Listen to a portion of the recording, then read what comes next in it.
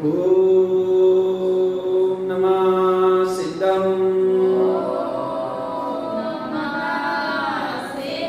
ओम नमः सिद्धम।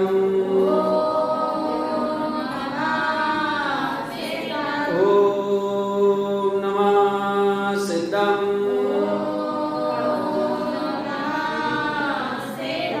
देवदेवं नमस्कृतं लोकालोके प्रकाशितं त्रैलोक्यं भुवनार्तं ज्योति ओंकारं च विन्दते।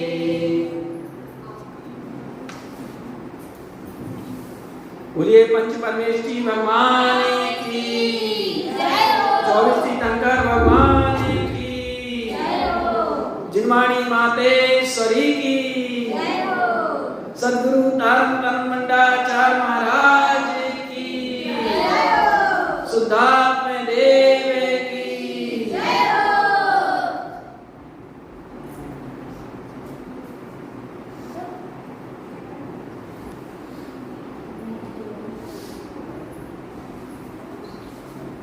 चलिए एक गाथा अपन यहाँ पर पढ़ेंगे, जो कि यहाँ कितनी अच्छी गाथा है।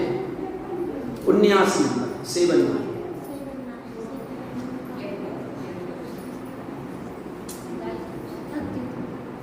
इंद्रियाणां मनोनाथा पसरन्तं प्रवर्तते विषयां विसंदिष्टं च।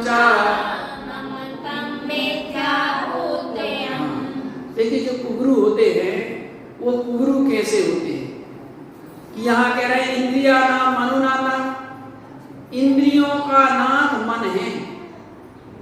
ये मन इंद्रियों को संचालन करता है। कितनी इंद्रियां हैं? 5। बोलिए नाम।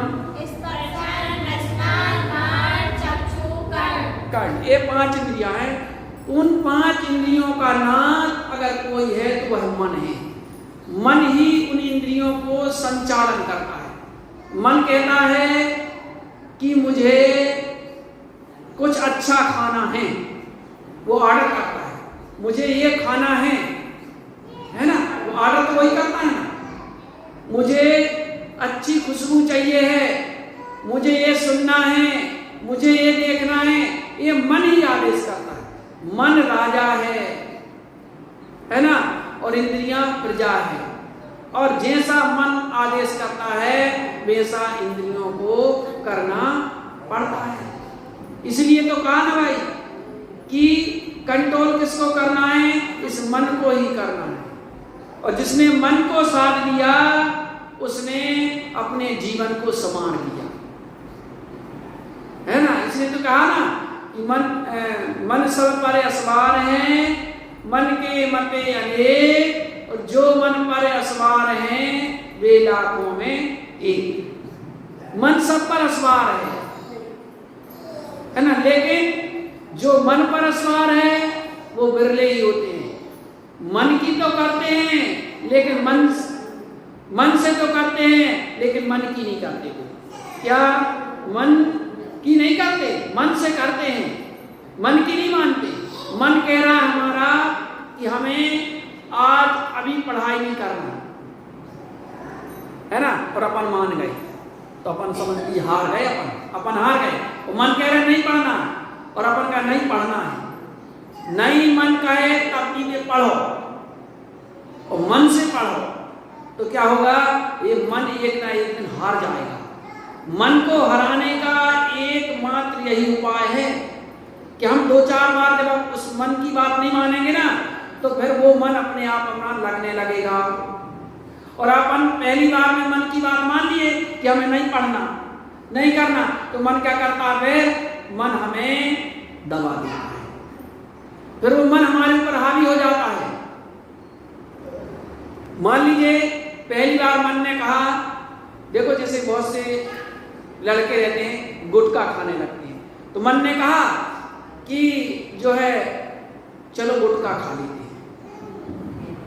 और अब बुद्धि अपने आत्मा ने कहा, आत्मा के अंदर आत्मा ने कहा कि नहीं नहीं, गुटखा खाना स्वास्थ्य के लिए भी हितकारी है और बहुत सारे जो है बहुत सारी गुटखा में हानि है, हमें नहीं खाना। ये अपन ने विवेक लगा लिया, अपना ज्ञान लगा लिया और उस मन की बात अपन ने नहीं मानी अपन ने, तो अपन जीत गए। और अगर अपन हार गए, नहीं खा लो, तो धीरे धीरे वो 1 से 2, 2 से 3 ऐसे बढ़ता जाता है, लालच देता जाता है। फिर अपन को क्या करता है, वो अपनी गिरफ्त में लेते जाता है, वो अपना फिर गुलाम बनाता है। फिर कैसी वो आदत डाल देता है कि मान लीजिए देखो आप गुटखा जो खा रहे लेकिन छोड़ना चाहते तो छोड़ना नहीं चाहते। और गुलामी सबसे बड़ी होती है। गुलामी ऐसी होती है कि एक बार अगर गुलाम बन गए तो फिर गुलामी से छूटना इतना आसान नहीं होता, बहुत ही कठिन होता है। देखो अंग्रेजों ने भारत को गुलाम बनाया और आजाद होने में कितने समय लग गया, 200 साल में आजाद हो पाया। बता, तो गुलामी ऐसी होती है। एक बार हम ऐसे ही हैं कि हमारा देश तो आजाद हो गया, लेकिन हम कितने पराधीन हो गए। देखो हो गए पराधीन की नहीं। देखो आप आजकल टीवी, मोबाइल और कितनी आवश्यकताएं हमने बढ़ा ली हैं। पहले के लोग कितने स्वतंत्र रहते थे, लाइट नहीं भी आई तो कोई चिंता नहीं, बड़ी आसान से रहते थे, है ना। आजकल तो लाइट नहीं आए तो देखो कितने काम रुक जाते हैं, घबरा देते सब लोग। भैया मसाला कैसे पिसेगा, आटा कैसे पिसेगा, पानी कैसे भरेगा, कितनी चीजें, मोबाइल कैसे चार्ज होगा, टीवी कैसे देखेंगे, सोएंगे कैसे, मच्छर काटेंगे। बता कितनी पराधीन हो गए अपन, पराधीन हो गए ना लाइट के पर, कितने पर गुलाम बन गए अपन कि एक लाइट के जाने से हम कितने दुखी हो जाते हैं। और पहले के लोगों को आदत ही नहीं थी, क्या करना, ना आए तो ना किया ही नहीं लाइट, क्या करना, हम पीस लेंगे, खुद पीस लेंगे। हम जो है पानी भर लाएंगे कुआं से, क्या करना है ना। बता मोबाइल हमें चाहिए नहीं, क्या करना, बोले स्वतंत्र रहते थे, है ना। मसाला हम खुद कूट लेंगे, बताओ कितने स्वतंत्र थे, कोई पराधीनता नहीं थी। हाँ वही बात है ना, ये विचार की बात है। तो हम कितने गुलाम हो गए, इसलिए ये गुलामी हमें पराधीन करने वाली है, दुखी करने वाली है। इसलिए इस मन को क्या करना है, अपने मन को अपने ऊपर हावी नहीं होने देना, किसी चीज की आदत मत लगने देना। देखो आजकल जमाना है, स्मार्ट जमाना है तो ठीक है, और इतनी उन्नति जमाने में की है तो वस्तुओं का उपयोग करना गलत नहीं है। क्या वस्तुओं का उपयोग करना गलत नहीं है, वस्तुओं को कहां और कैसे उपयोग करना ये विचार नहीं है। अपन क्या करते हैं कि जब नहीं भी करना तब भी अपन उपयोग करते हैं, लेकिन जब आवश्यकता हो उसका उपयोग करो, लेकिन बिना आवश्यकता का उपयोग करना ये हमारे जीवन में बहुत हानिकारक है। इसलिए क्या करना है, हमें इस मन को अपने ऊपर हावी नहीं होने देना है ना।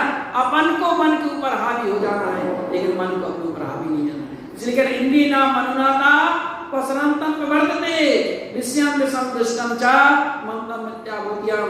वे गुरु कैसे होते हैं, वे इंद्रियों के अधीन होते हैं, मन के अधीन होते हैं। और ये मन ऐसा होता है जितना जितना इसे छूटते जाओ उतना उतना और ये पसरता है। पसरंतम यहाँ लाए, पसरंतम आए ना, सब पसरंतम मतलब तो यही है ना, जैसे वो आया ना कि छिंगरी के पकड़ा तक कोंचा पकड़ लो, झपट पकड़ ली नारी।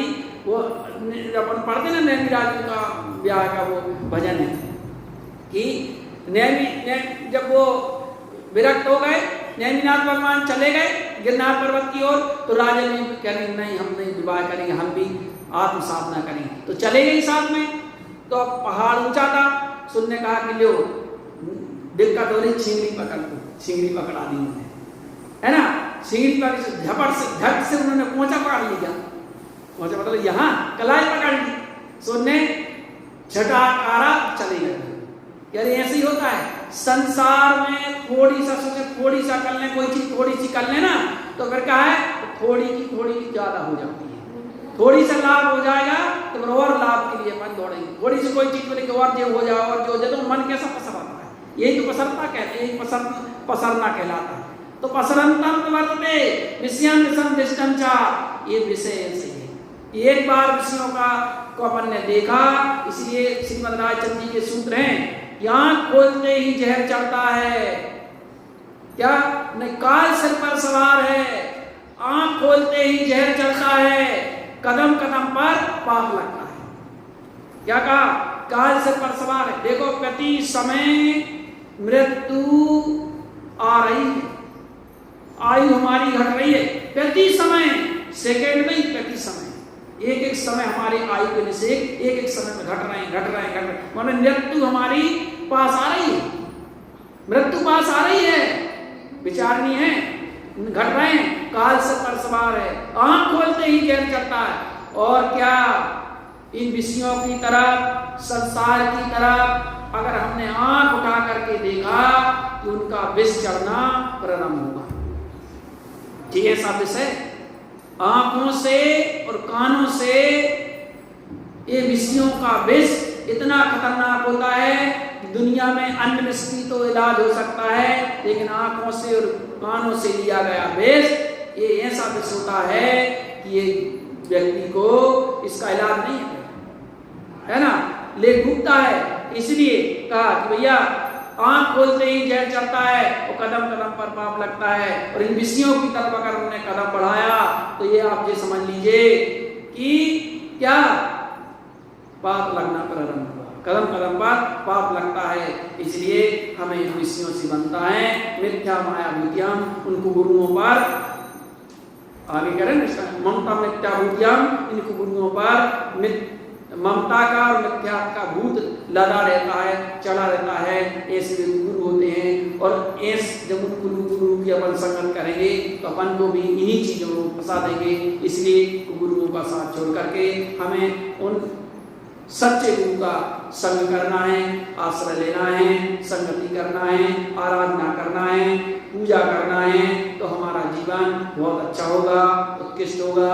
हमें उस लक्ष्य की प्राप्ति हमारे जीवन में होगी जिस लक्ष्य की प्राप्ति के लिए हम धर्म की आराधना कर रहे हैं। आप हम सभी को उस धर्म की प्राप्ति हो, उस लक्ष्य की प्राप्ति हो। इसी भावना के साथ बोलिए श्री गुरु महाराज की जय हो।